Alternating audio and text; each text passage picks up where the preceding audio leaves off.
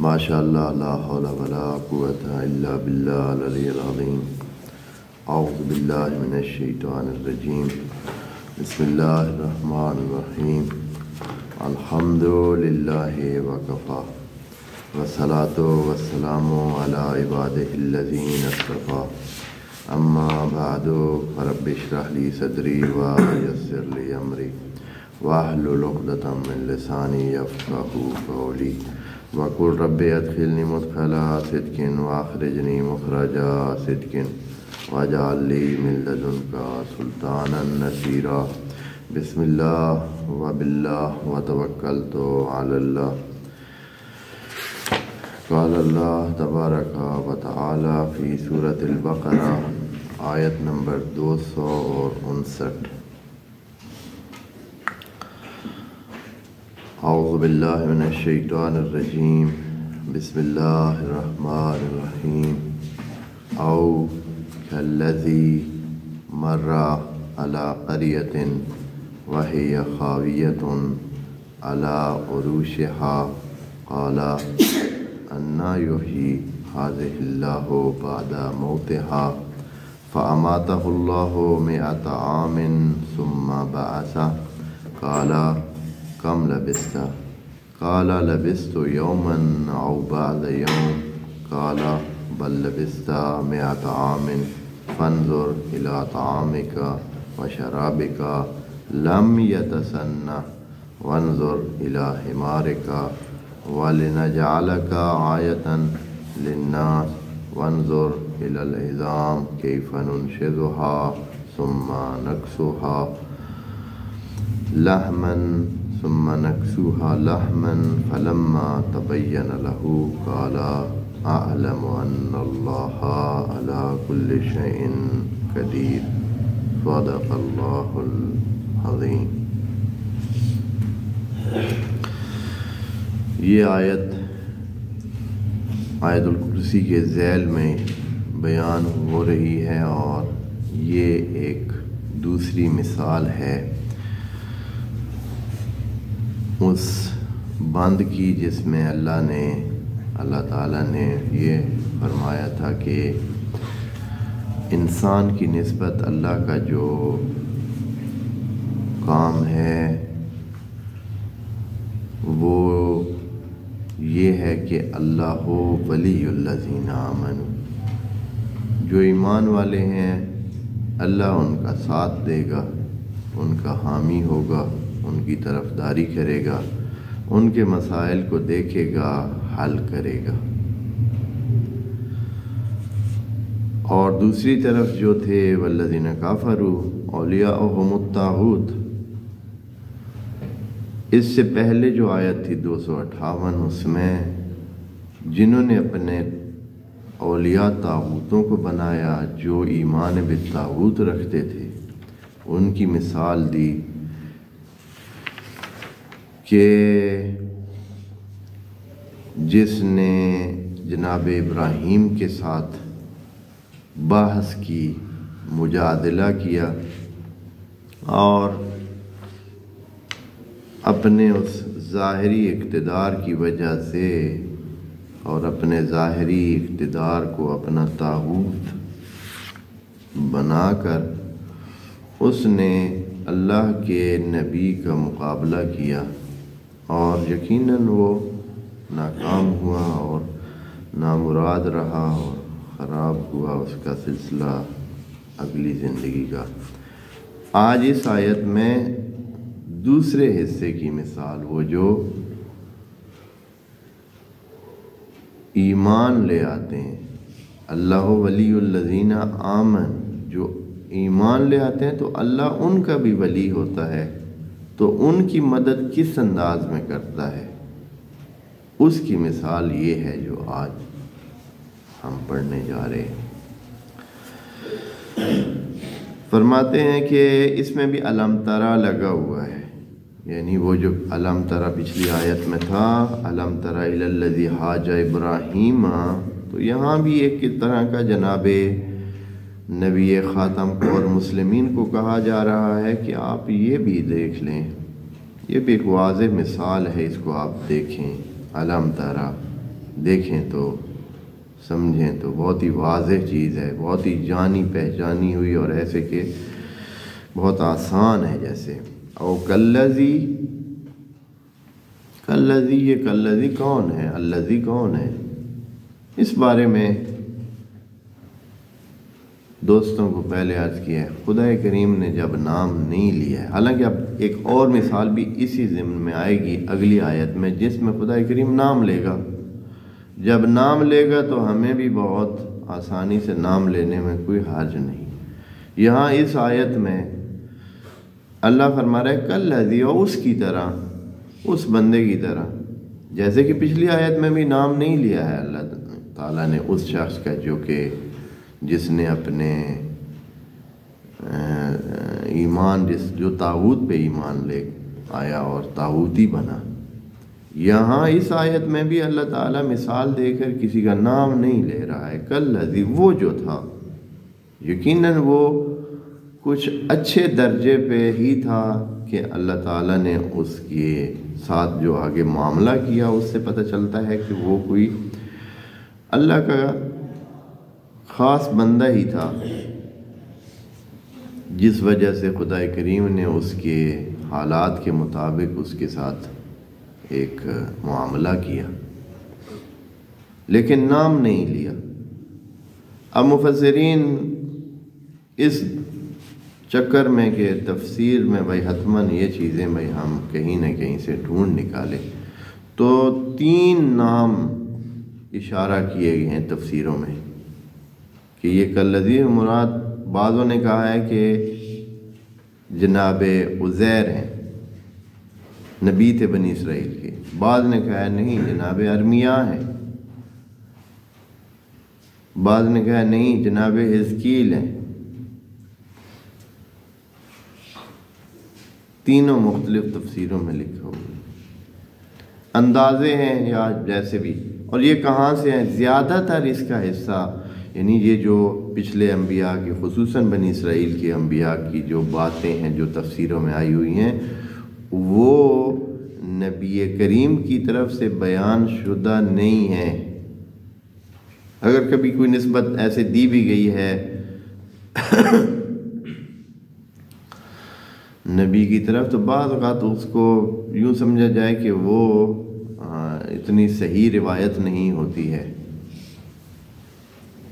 نہیں، نبی کریم نے ان چیزوں کی وضاحت کی کہ یہ کس بارے میں، لیکن خلا موجود تھی،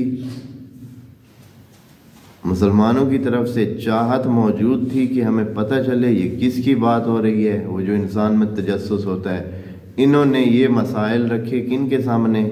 وہ جو یہود میں سے مسلمان ہوئے تھے. 2-3 نام تو بہت معروف ہیں.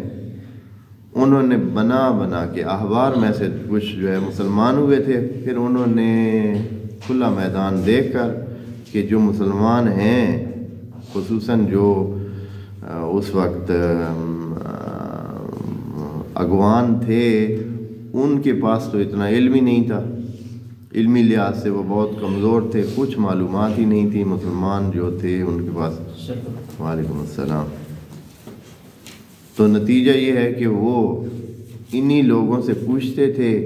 جب یہ داستان آتی تھی تو پھر وہ بتاتے تھے کہ ہاں یہ ہمیں پتہ ہے یہ کس کے بارے میں، یہ فلاں تھا، ہمارا ایک نبی تھا، ان کا نام یہ تھا، انہوں نے یہ کیا. کیونکہ ان کی کتابوں میں انہوں نے بہت ساری داستانیں لکھی ہوئی ہوتی تھیں. کچھ ہیں جو اشارات اسی کی طرف ہی جاتے ہیں، بعض اوقات اشارے ملتے تھے ان کی داستان کے ساتھ، بعض اوقات نہیں ملتے. اب یہ داستان ایسی ہے جس میں کئی نبیوں کا انہوں نے ذکر کر دیا ہے کہ بھئی یہ ان سے مربوط ہے. بہرحال اللہ تعالیٰ نے ذکر نہیں فرمایا نام، ہمارے لیے بھی اتنا مہم نہیں رہتا ہے کہ ہم اس کا نام جاننے کی کوشش کریں. بہرحال ایک بندہ خدا تھا جو قرب الہی کی کسی منزل پر تھا، چونکہ آگے خدا کریم نے اس کے ذہن میں بات آئی، خدا کریم نے اس کے حل کے لیے اس کے ساتھ ایک معاملہ کیا. فرماتے ہیں کلذی مر علی قریۃ. کچھ الفاظ کیونکہ بہت مہم ہیں اور ترجمے میں بھی اور تفسیر میں بھی کہہ سکتے ہیں کہ مفسرین مشکلات کا شکار ہوئے ہیں یہاں، اور ترجمہ کرنے میں اور تفسیر کرنے میں بھی درد سر بن کے رہ گئی ہے یہ آیت۔ مر علی قریۃ، مر علی قریۃ سے بھی یہ پتہ چلتا ہے کہ اس بندے خدا کا سفر کسی لمبے اور طرف تھا، جا رہے تھے کہیں، تو مر علی قریۃ یعنی راستے میں یہ قریہ آیا، یعنی ان کا جانا انہوں نے کہیں اور تھا، سفر پہ نکلے، جس وجہ سے بھی جدھر بھی جا رہے تھے کہ ان کا گزر ہوا۔ گزر ہونے کا مطلب یہ ہے کہ ان کا مقصد یہ قریہ نہیں تھا، ادھر انہوں نے آنا نہیں تھا، راستے میں یہ قریہ آ گیا، انہوں نے جانا آگے تھا۔ مر علی قریۃ، ایک قریہ پر، وَهِيَ خَاوِیَةٌ، جب قریہ میں گئے، وَهِيَ خَاوِیَةٌ، قریہ خالی تھا۔ خاویتن کا معنی یہ ہوتا ہے کہ جب کوئی چیز اندر سے کھوکھلی ہو جائے، اندر سے وہ ختم ہو جائے اور اس کا ڈھانچہ برقرار رہ جائے، بیرونی ڈھانچہ موجود ہو، اندرون سے وہ خالی ہو جائے، ختم ہو جائے، اس کو کہتے ہیں خوا، خاویت۔ جبکہ آبادی سے وہ خالی تھا۔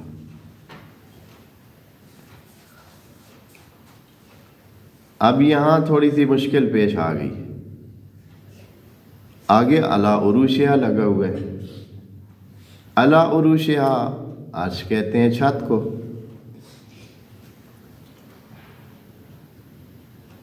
اب ادھر آ گیا خاویتن علی عروشہا۔ اب خاویتن علی عروشہا، یہاں دو احتمال ہیں کہ علی عروشہا متعلق ہے خاویہ کے، جیسے کہ یہی سمجھا ہے سب نے، زیادہ تر نے یہی سمجھ کے معنی کیا ہے کہ وہ خاویہ کا معنی بھی پھر غلط کرنا پڑا ہے۔ خاویہ کا معنی خالی ہوتا ہے، لیکن انہوں نے پھر معنی کیا کہ وہ گرے ہوئے تھے، یعنی وہ قریہ گرا ہوا تھا، علی عروشہا، چھتوں کے پر۔ عروش یعنی چھت، عرش کہتے ہیں تختے کو، جو بھی عرش ہوتا ہے یعنی تھوڑا سا اوپر کوئی چیز ہو، تختہ ٹائپ ہو، اس کو کہتے ہیں عرش۔ اور پھر چھتوں کے لیے بھی یہ لفظ استعمال ہوتا ہے کہ چھتوں کے بل خاویہ یعنی گرا ہوا تھا، یعنی یہ ہے کہ پورا قریہ بھی تباہ ہوا تھا، بندے تو نہیں تھے، قریہ تباہ ہوا تھا۔ حالانکہ یہاں بندوں کا ذکر ہی نہیں۔ جو چیز سوال بنتی ہے جناب آگے نبی کی، وہ یہ ہے کہ اس کو کیسے زندہ کرے گا اللہ۔ اب زندہ کرنے کی بات ہے تو انسانوں کی بات ہے، خدا کریم نے بھی ٹھیک کہا ہے، خدا کریم نے کہا ہے کہ خالی تھا وہ، یعنی قریہ موجود تھا، خالی تھا۔ خاویتن، خاویہ یعنی جو اس کے اندر ہونی چاہیے چیز وہ نہیں تھی، خالی مخولی قریہ موجود تھا، بندے نہیں موجود تھے۔ ہو سکتا ہے بندے کسی طاعون کی وجہ سے سارے مر گئے ہیں، پہلے زمانے میں یہ ایسے اکثر ہوتا جا کہ ایک بیماری ایسی آتی کوئی، پورا گاؤں جو ہے وہ بندے مر جاتے تھے اور آخر گل ساڑ کے سارا قریہ ہی ختم ہو جاتا تھا، لیکن مکان اپنی جگہ پہ برقرار رہتے، ان کا جو ڈھانچے تھے وہ سارے موجود ہوتے تھے۔ تو وہ گزرے ایسے قریہ پر وہ خاویت۔ لیکن دوسرا احتمال، ایک تو احتمال یہ ہے کہ اللہ کو کیا کریں، مربوط جانے خاویہ کے ساتھ، یعنی متعلق جانے خاویہ کے ساتھ، یعنی خاویہ تھے اپنی چھتوں پر۔ پھر خاویہ کا معنی بھی تبدیل کرنا پڑے گا، اور خاویہ کا معنی بھی ویران کرنا پڑے گا، کہ ویران ہوئے پڑے تھے، پڑا تھا وہ قریہ اپنی چھتوں پر۔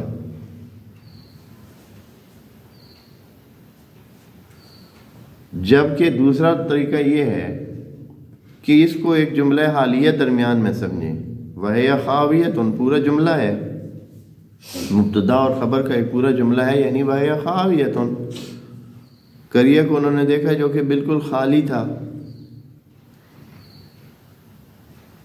یعنی جیسے اندر سے کوئی چیز خالی ہوتی ہے اسی طرح قریہ خالی تھا، قریہ موجود تھا، علی عروشہا یعنی چھتوں پر برقرار تھا، موجودۃ علی عروشہا یعنی قریہ اپنی چھتوں کے ساتھ قائم تھا۔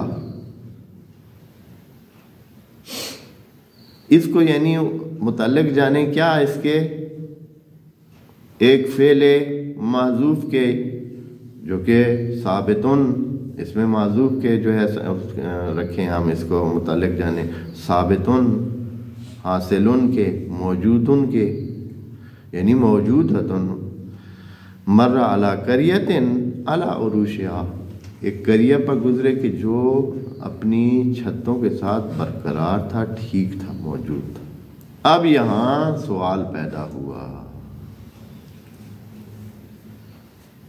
کالا، تو جناب بندے خدا جو بھی تھے انہوں نے دل میں کہا،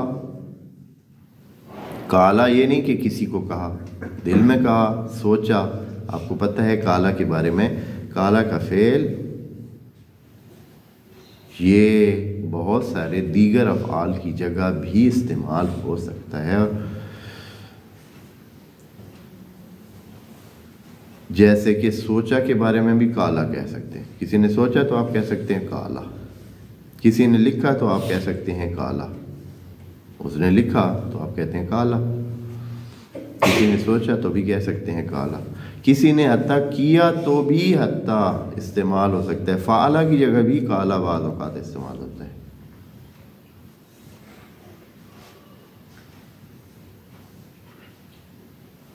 انہوں نے یوں سوچا، کالا انا یحیی ھذہ اللہ بعد موتہا، اللہ کیسے جلائے گا، زندہ کرے گا اس قریہ کو بعد موتہا، مرنے کے بعد۔ اب قریہ کو کیسے اللہ زندہ کرے گا، یعنی یہاں ایک دو بندے کی بات تو ہے نہیں، پورا قریہ ہی خالی ہے، تو ان سب کو اللہ کیسے جلائے گا؟ یہ سب ختم ہو گئے ہیں، مر گئے ہیں، تو کیسے جلائے گا؟ اچھا، یہاں تھوڑا سا اگلی جو آیت آنے والی ہے اس کے ساتھ ابھی سے اس کا تھوڑا سا موازنہ دیکھ لیتے ہیں کہ سوال یہاں بھی وہ ذہن میں لا رہے ہیں اور سوال کو کہہ رہے ہیں کہ انا یحیی ھذہ اللہ، کیسے ممکن ہوگا کہ اس کو دوبارہ زندہ کیا جائے۔ آیت نمبر 260 کو بھی دیکھ لیں، وہاں جناب ابراہیم ڈائریکٹ خدا کریم سے گفتگو فرماتے ہیں۔ اس میں یہ نبی ہیں یا غیر نبی جو بھی ہیں بندے خدا اللہ سے گفتگو نہیں کر رہے ہیں، اللہ کو مخاطب کر کے یہ سوال پیش نہیں کر رہے ہیں، اپنے ذہن میں ایک تخیل اور ایک سوال ایک یہ سوچ ان کے ذہن میں آ رہی ہے کہ یہ کیسے ہوگا، یہ کس طرح ممکن ہے۔ لیکن جناب نبی خلیل اللہ ابراہیم علیہ السلام وہ آیت نمبر 260 میں باقاعدہ خدا کریم سے پوچھ رہے ہیں کیفا تحیی الموتى، اے اللہ تو مردوں کو کیسے زندہ کرتا ہے؟ اور ان دو سوالوں میں کتنا فرق ہے، میں آپ کو اس فرق کی طرف توجہ دلانا چاہتا ہوں۔ یہ مقام کا بھی فرق ہے، جناب ابراہیم کے مقام کا اور اس بندے خدا کے مقام کا بھی فرق اس سوال سے پتہ چلتا ہے۔ کہ یہاں یہ فرما رہے ہیں کہ انا یحیی ھذہ اللہ، اللہ اس کو کیسے زندہ کرے گا۔ انا کا معنی کیسے، کب، دونوں معنی ہو سکتے ہیں، زمانیہ بھی اور مکانیہ معنی بھی ہو سکتے ہیں انا کا۔ لیکن انا کے اندر ایک سوال کے ساتھ ایک اضافی بار موجود ہے کہ یعنی ظاہراً تو یہ چیز نہیں لگ رہی ہے کہ ہو، یعنی یہ ظاہراً ہونے والی چیز نہیں ہے، ظاہراً ہونے والی چیز نہیں ہے یہ، یعنی خدشہ بھی موجود ہے، اس سوال میں یہ خدشہ موجود ہے کہ مجھے تو لگتا ہے کہ یہ نہیں ہونے والا۔ جیسے کہ جناب مریم نے جب فرشتوں نے کہا کہ آپ کے ہاں بچہ پیدا ہوگا تو جناب مریم نے کہا انا یکون لی غلام، میرے ہاں بچہ ہوگا، یہ کیسے ممکن ہے؟ انا یکون لی غلام، ایک بچہ میرا ہوگا، یہ کیسے ہو سکتا ہے؟ یعنی ان کے ذہن میں نفی کے وہ بار بھی موجود تھا کہ اس میں یعنی سوال بھی موجود ہے، اور سوال کے ساتھ ایک خدشہ یا ایک طرح کی ایک ذہنیت موجود ہے کہ یہ کام ہونے والا نہیں ہے۔ انا یکون لی غلام، کہاں سے آئے گا، کیسے ہوگا یہ میرے ہاں بیٹا، ولم یمسسنی بشر۔ یہاں بھی یہ نبی یا یہ جو بندے خدا ہیں یہ کہہ رہے ہیں کہ انا یحیی ھذہ اللہ، یعنی ان کا جو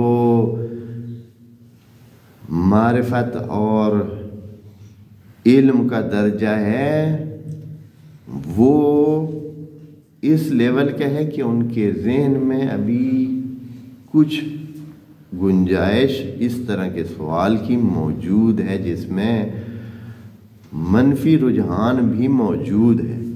لیکن جناب ابراہیم جب سوال کر رہے ہیں، دیکھیں ان کے سوال کیسے، یہ اصلا پوچھ ہی نہیں رہے ہوں کہ کیسے ہوگا، یعنی یہ ممکن نہیں ہے اور یہ تو بڑا مشکل لگ رہا ہے۔ ہاں اصلا وہ ڈائریکٹ پوچھ رہے ہیں کہ رب اے اللہ آرینی، اصلا مجھے دکھا، یعنی یہ چیزیں کنفرم ہے، یہ چیز ہو سکتی ہے، ہوتی ہے، یعنی تو کر سکتا ہے، شک و شبے سے بالاتر ہے، لیکن صرف مجھے کیا کر، آرینی، مجھے دکھا، یعنی میں پروسیجر دیکھنا چاہتا ہوں، میں دیکھنا چاہتا ہوں کہ تو کرتا تو ہے، کر بھی سکتا ہے، کرے گا بھی، لیکن یہ کرتا تو کیسے؟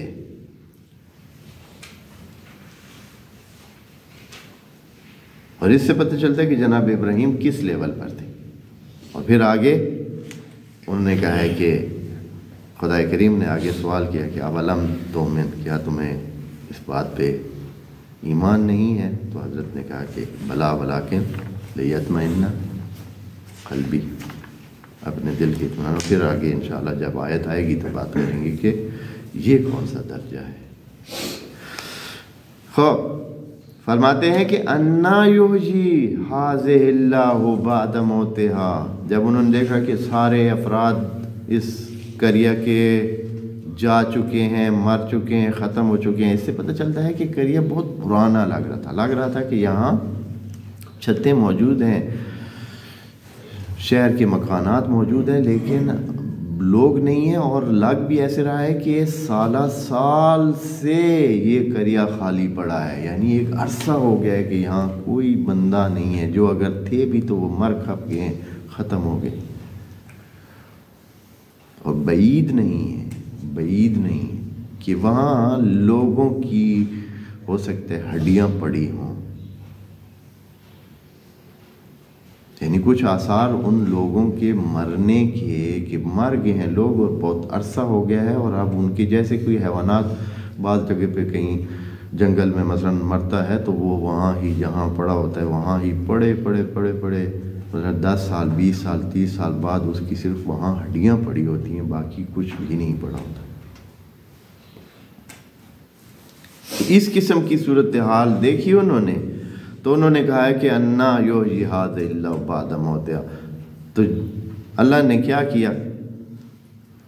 تو ان کا یہ سوچنا تھا کہ فَأَمَاتَهُ اللَّهُ مِئَةَ عَامٍ، فَأَمَاتَهُ اللَّهُ مِئَةَ عَامٍ، بس اللہ نے ان کو موت دے دی، موت دے دی 100 عام، 100 سال کے لیے مر گئے۔ اب 100 سال جب کوئی مرتا ہے تو پھر کیا ہوتا ہے؟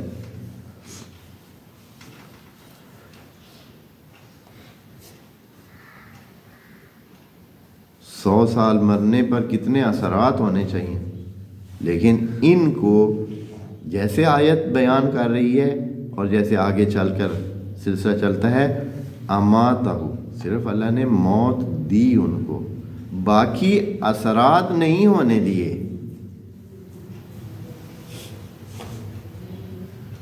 صرف موت دی۔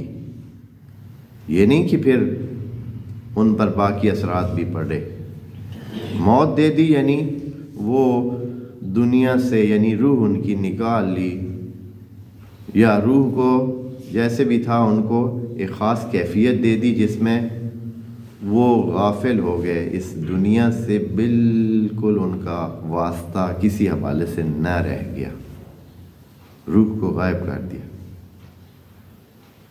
فَأَمَاتَهُ اللَّهُ 100 عام، یہ 100 عام سے پتہ چلتا ہے کہ وہ حوالے زمین کے یا بالکل روح کا بدن سے بالکل علیحدہ ہو جانا، اور جس میں یہ ہے کہ جسم بھی حوالے ہو جانا کائناتی عمل کے، ایسے نہیں ہوا تھا۔ 100 سال کی یہ قید یہ بتاتی ہے کہ وہ اپنے ڈھانچے کے ساتھ وہاں پڑے رہے۔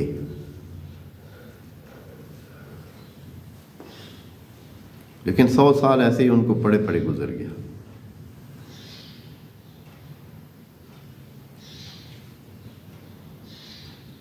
اب جب یہ ہوا تو اس بندے خدا کے ساتھ 3 چیزیں تھیں، ایک تو خود تھے، دوسرا ان کا کھانا پینا، کھانے کی چیزیں بھی اٹھائی ہوئی تھیں، پینے کی چیزیں بھی اٹھائی ہوئی تھیں، تیسرا جس گدھے پہ وہ سوار تھے، پیکج ان کا مکمل تھا۔ اس لحاظ سے کہ جو چیز اللہ نے ان کو دکھانی تھی، سمجھانی ان کو تھی، تو پھر یہ نہیں ہو سکتا تھا کہ خود ان کو تختہ مشق بنایا جاتا۔ ایک چیز میں ان کو تختہ مشق بنایا گیا، صرف موت میں، باقی کسی عمل میں ان کو تختہ مشق نہیں بنایا گیا۔ موت ان کو دے دی گئی، لیکن باقی کوئی اثرات جو موت کے جسم پر پڑتے ہیں وہ کچھ بھی ان کو نہیں۔ لیکن ان کے ساتھ گدھا تھا، وہ بھی ایک جاندار چیز تھی، اس کو بھی موت آئی، لیکن ساتھ ہی اس کو موت کے ساتھ اس کے دیگر اثرات بھی اس پر پڑے۔ یعنی یہ ہے کہ جیسے کوئی مرتا ہے، زندہ چیز کوئی مرتی ہے، تو پھر اس کے بعد مٹی کے، ہوا کے، فضا کے، جہاں بھی وہ ہوگا اس کے اثرات اس پر پڑنا شروع ہو جائیں گے، اور پھر وہ اپنا عمل جو ہے وہ ہر چیز کرے گی، اور کائناتی عمل سے وہ گزرے گا، تو اس کا نتیجہ یہ ہے کہ کچھ ٹائم کے بعد وہ ہڈیاں اور ہڈیوں سے مٹی کی لیول پر چلا جائے گا۔ تو 100 سال میں اس گدھے کی بھی یہ حالت ہوگی۔ لیکن ایک تیسری چیز جو کہ جناب کا کھانا اور پینا تھا، اللہ تعالیٰ نے اس کو بالکل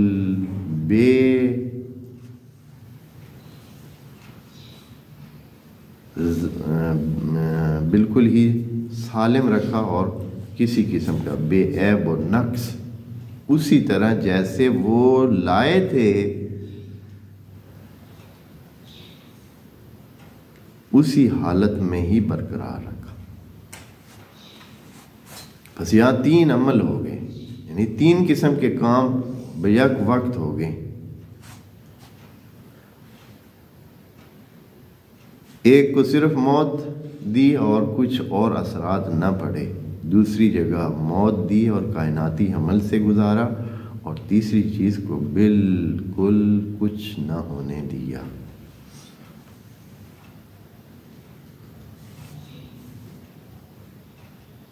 بس اس سے یہ بھی نہ صرف یہ کہ خدا کریم ہمیں ابھی بس ہم نے اسی پروسیس میں مرنا ہے، یعنی بے اختیار ہے خدا کریم کہ اس میں نہیں ہے کہ بھائی وہ کیا کرنا چاہتا ہے اور کیا نہیں، بس ایک ہی روٹین ہے سب کی، جو بھی چیز جائے گی زمین میں وہ اس طرح گل سڑ جائے گی اور پھر وہ آگے چلی جائے گی، یا جو بھی بے روح چیز ہو جائے گی تو اس پر یہ اثرات پڑنے شروع ہو جائیں گے، یا جو بھی جس پہ ٹائم گزرے گا تو وہ اپنے آثار جو ٹائم کے ہوتے ہیں وہ اس پہ پڑنے۔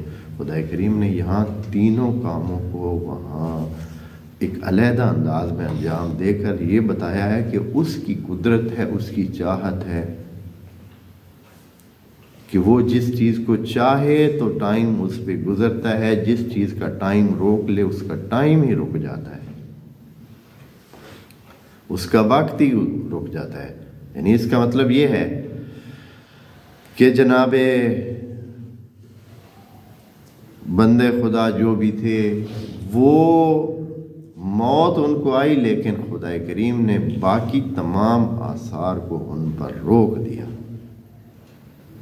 کہ کوئی اور ان پہ اثر نہیں ہوتا ہے۔ یعنی وہ جب اٹھے تو اپنے اس سادہ حالت میں تھے، لباس میں تھے، اس کا مطلب ہے ان کے لباس کو بھی کچھ نہیں ہوا، اس لیے کہ انہوں نے کوئی کسی قسم کا تعجب نہیں کیا۔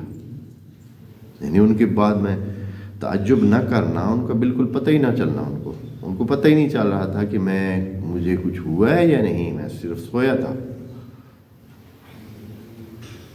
اس کا مطلب یہ ہے کہ ان کے جو لباس یا ان کے جو سلسلے تھے وہ بالکل اسی طرح ہی برقرار تھے، تو اپنے اس سے بھی نہیں گئے تھے۔ دوسری طرف جو کھانا تھا وہ بالکل تر و تازہ اسی طرح تھا، تر و تازہ تھا۔ لم یتسنہ جو اگے لفظ آ رہا ہے، اس کا مطلب یہ ہے کہ وہ تر و تازہ تھا، یعنی اسی حالت میں تھا جس حالت میں جناب نے چھوڑا تھا۔ اس پہ یہ نہیں لگ رہا تھا کہ اس کو کوئی مثلا دیر ہو گئی ہے، باسی بھی نہیں ہوا۔ لیکن تیسری طرف جو ان کا گدھا تھا وہ فل آثار اس پر موت کے آئے، مرا، اور مرنے کے بعد اس کی تمام جو کائناتی عمل ہے وہ اس پہ اثر انداز ہوا اور اس کو اس طرف لے گیا۔ دکھانا جناب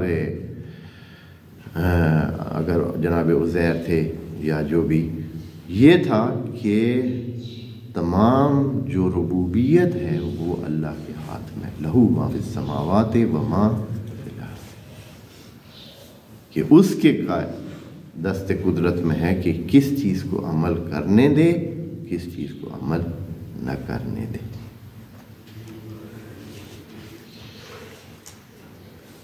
کیا ہے جی؟ فَأَمَاتَهُ اللَّهُ مِئَةَ عَامٍ، اللہ نے ان کو موت دے دی 100 سال، ثُمَّ بَعَثَهُ، پھر اللہ نے ان کو اٹھایا، جگایا۔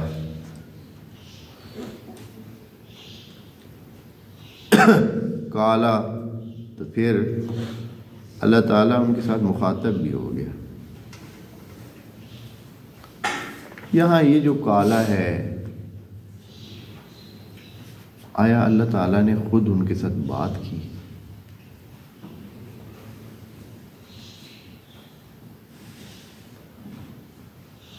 یا یہ ہے کہ خدا کریم نے اپنے طرق سے ان تک بات پہنچائی؟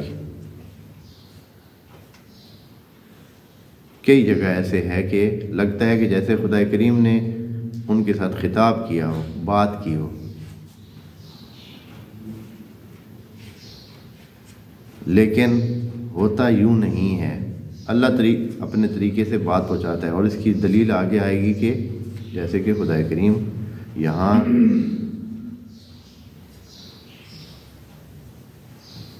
متکلم مع الغیر کا صیغہ استعمال کرے گا آگے. جب متکلم مع الغیر کا صیغہ اللہ استعمال کرے تو اس کا مطلب یہ ہے کہ ڈائریکٹ سلسلہ نہیں، وہ اپنی قدرت سے کسی طریقے سے ان تک یہ بات پہنچاتا ہے. اب یہ کہ کس طرح، یہ بالکل بھی ہمیں پتہ نہیں ہے، خدا کریم نے نہیں ذکر کیا ہے. تو یہاں فرماتے ہیں کالا کم لبستا، کس نے کہا؟ یہ تو ذکر نہیں ہے نا، ضمیر نہیں پلٹی ہوئی ہے اللہ کی طرف یہاں، یعنی نہ ہی نسبت نہ فاعل کا ذکر ہے. ٹھیک ہے پیچھے ذکر اللہ کا بھی ہوا ہے، ہاں فَأَمَاتَهُ اللَّهُ مِئَةَ عَامٍ. کالا کم لبستہ، آپ کتنے ٹھہرے ہیں. یہاں خود لبستہ کے معنی سے بھی پتہ چلتا ہے کہ وہ اپنے اسی وجود کے ساتھ پڑے رہے ہیں.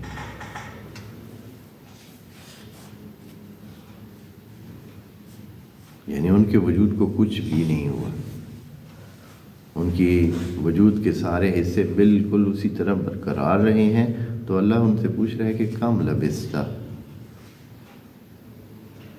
وہ اس طرح جس طرح ان کا گدھا جو ہے وہ خاک ہو گیا، مٹی ہو گیا اور ٹوٹ پھوٹ گیا، اور جس طرح مرنے کے بعد عمل ہوتا ہے ان پر یہ اثرات نہیں ہوئے. اس لیے خدا کریم یہ میں باتیں اس لیے کہہ رہا ہوں کہ مفسرین اچھے خاصے اس میں وہ پڑ گئے ہیں مشکل میں، کہ بھائی ایک مفسر نے کہا ہے کہ ان کو موت نہیں آئی تھی، ان کو اصحاب کہف کی طرح ایک نیند میں سلایا گیا. دوسرے مفسرین ان کے خلاف پڑ گئے ہیں کہ یہ کیسے ہوتا ہے، اللہ کہہ رہے فَأَمَاتَهُ اللَّهُ، تو یہ کیسے آپ کس طرح کی تعبیلیں کر رہے ہیں کہ اللہ مار نہیں سکتا ہے.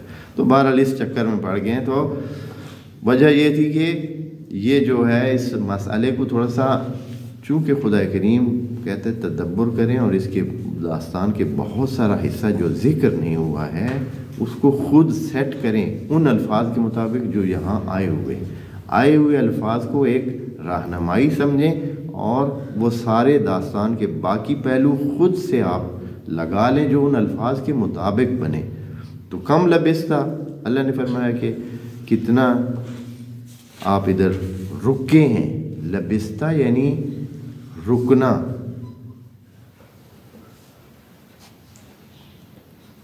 جیسے کہ جناب یونس کے بارے میں اللہ نے فرمایا فَلَبِثَ فِي بَطْنِهِ،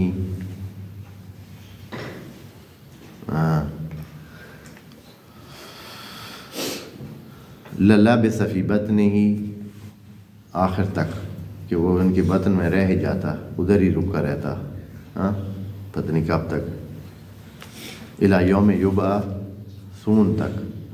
تو یہاں وہی لفظ استعمال ہوئے، لابسہ یعنی موجود تھے، پڑے تھے. کم لبستہ، کالا لبست یومن او بعض یوم. تو جناب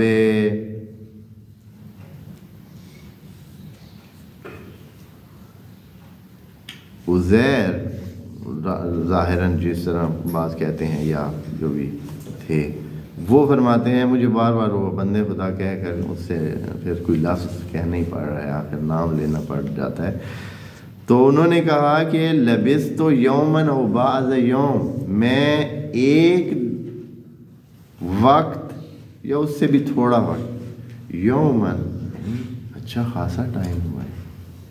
جو ہم نے مانا یوم کا کیا ہے دوستو، یہاں دن سے مراد نہارن نہیں ہے، یا ایک مثلا انہوں نے یومن کا کیا معنی لیں گے اگر یوم کا معنی 24 گھنٹے لیں.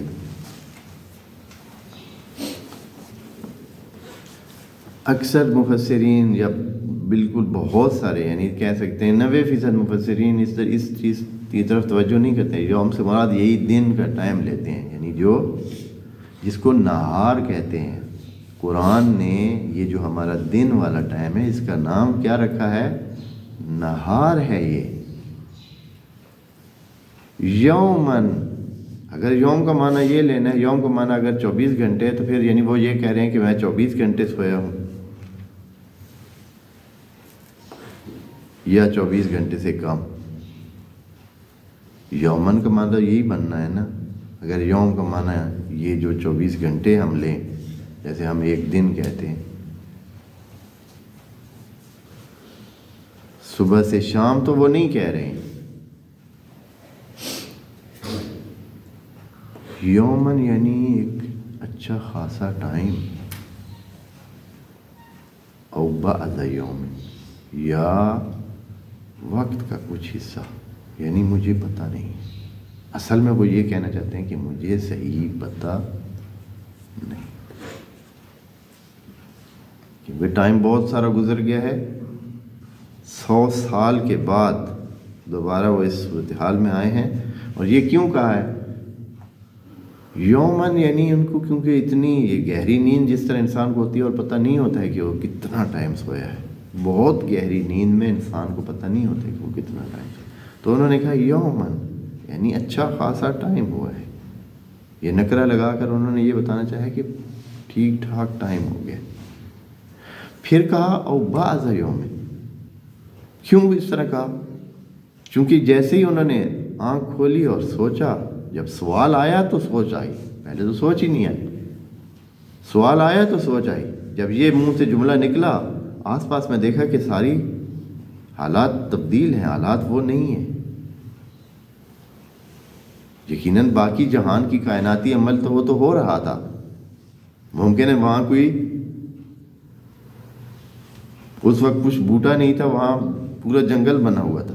100 سال میں کیا کچھ ہو جاتا ہے، یا مثلا وہاں جنگل تھا تو آپ دیکھا کہ سارا وہاں کچھ بھی نہیں ہے، خالی ہے، سارا جنگل ختم ہو گیا، کوئی بوٹا نہیں ہے، کوئی سبزی نہیں ہے، کچھ بھی نہیں ہے،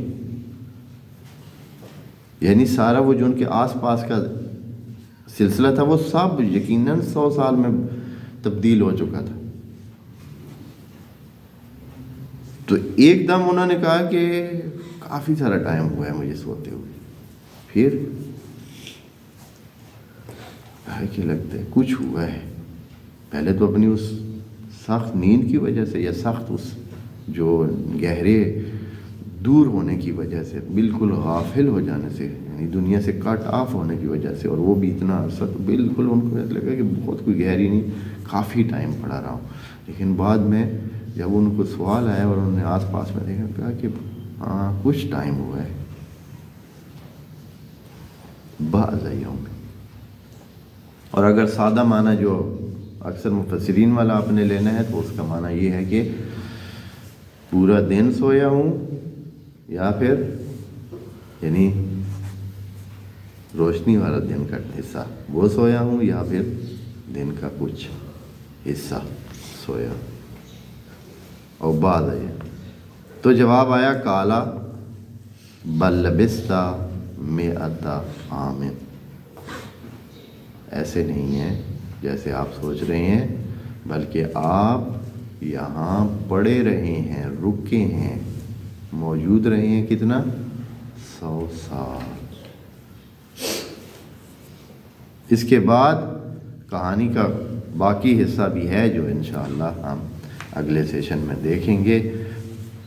خدا کریم ہمیں صحیح رہنمائی عنایت فرمائے۔ السلام علیکم ورحمۃ اللہ وبرکاتہ۔